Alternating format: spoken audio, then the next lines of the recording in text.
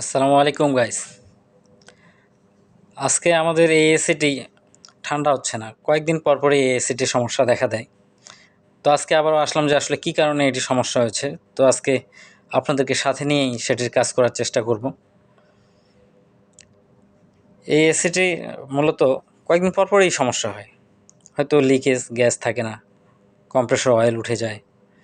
তো আজকে সার্চ করে এক পর্যায়ে দেখা গেল যে এর যে ইনডোর এবং আউটডোর ইউনিটের যে কপার পাইপের যে জয়েন্টটা আছে সেই জায়গার কপার নাটটা ফেটে গিয়ে সেদিক দিয়ে গ্যাস বের হয়ে গেছে।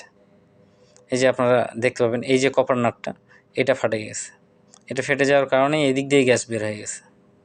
তো এখন আমরা এই যে এটি খুলে আলাদা করব, দেখতেই থাকুন।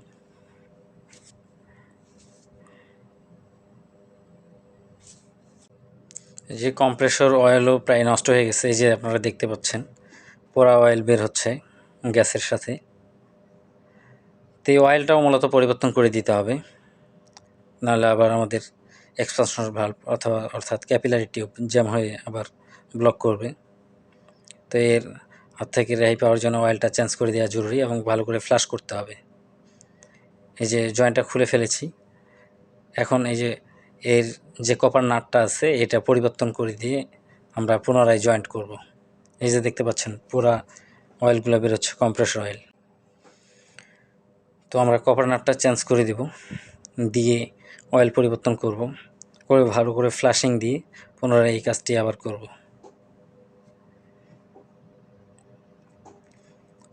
তো সাথেই থাকুন, দেখতে থাকুন শেষ পর্যন্ত। তো এটিকে আমরা ভালো করে ফ্লাশিং দিয়ে পুনরায় গ্যাস চার্জ করব।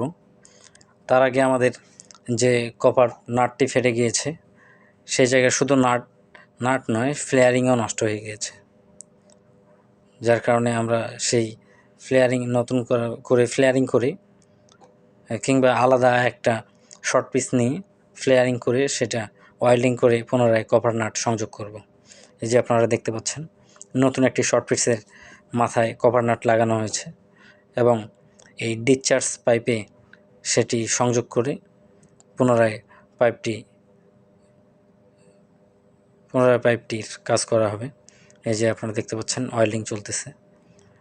যে অংশটি আমরা কেটে ফেলেছিলাম ফ্লেয়ারিংয়ের অংশটি, সেই অতিরিক্ত একটি শর্ট পিস সেখানে জয়েন দিতে হচ্ছে, নাহলে পাইপটি শর্ট হয়ে যাচ্ছে, যার কারণে আমরা এই নতুন শর্ট পিসটি সংযোগ করার জন্য ওয়েল্ডিং করতেছি।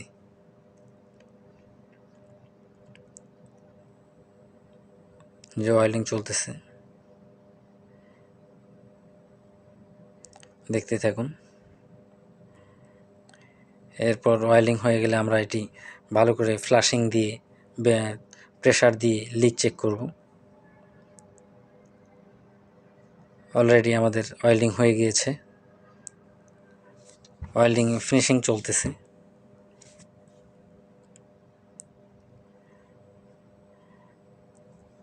প্রেশার দেওয়ার পরে লিক পাওয়া গিয়েছে, যার কারণে আবার পুনরায় ওয়েল্ডিং করা হচ্ছে। সেই ওয়েল্ডিংয়ের অংশটি পুরোপুরি কাজ হয়ে গেলে আমরা এটি ফ্লাশিং দেব। তো দর্শক সাথেই থাকুন।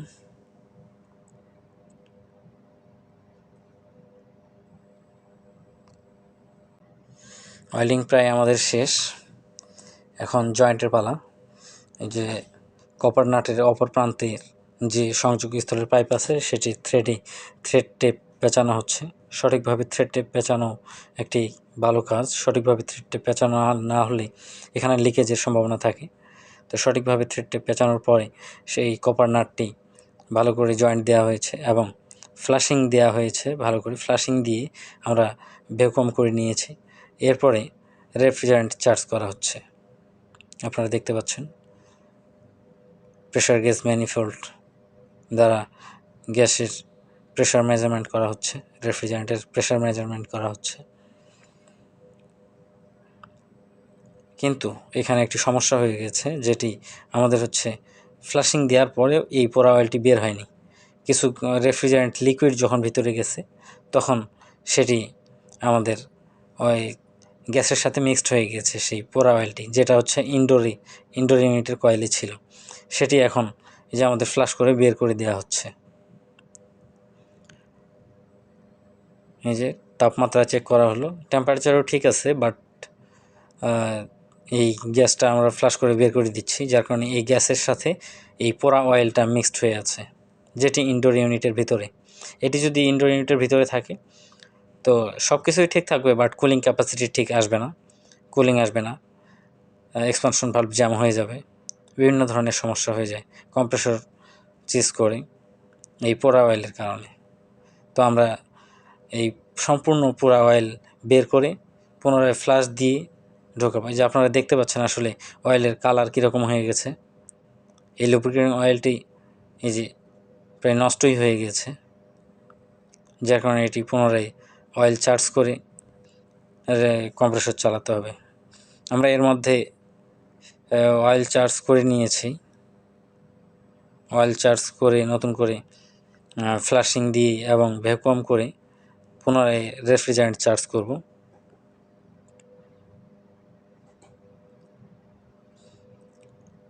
দর্শক, আমরা যে নতুনভাবে রেফ্রিজারেন্ট চার্জ করতেছি, এই যে দেখতে পাচ্ছেন ডিসচার্জ পাইপে তুষার এসেছে, হালকা করে আমরা রেফ্রিজারেন্ট চার্জ করতেছি এবং ক্লিপ অন মিটার ফেজে সংযোগ করে নিয়েছি, যেন অ্যাম্পিয়ারটা সঠিকভাবে মেজারমেন্ট করা যায়।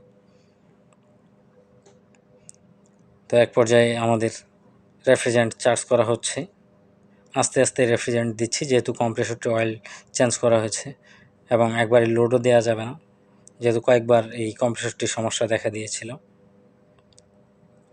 আর এখন লিকেজের কোনো সম্ভাবনা নেই, পোড়া অয়েলও নেই, চোকিংয়েরও সমস্যা নেই, সব কিছু ঠিকঠাক আছে। তো আমাদের এই পর্যায়ে গ্যাস আস্তে আস্তে রেফ্রিজারেন্ট আমরা দিচ্ছি, যার কারণে তুষারটা এখনও কাটতেছে না। আপনারা এই যে ডিসচার্জ পাইপটিতে দেখতে পাচ্ছেন হালকা তুষার এখনও রয়ে গিয়েছে। তো গ্যাস চার্জ ওকে হয়ে গেছে। আমরা ইনডোরের এই যে টেম্পারেচার চেক দিচ্ছি, ইনডোরের টেম্পারেচার ইনশাল্লাহ সব ঠিকঠাক আছে। এমতো অবস্থায় আমাদের এসিটি সম্পূর্ণ ওকে হয়ে গেছে।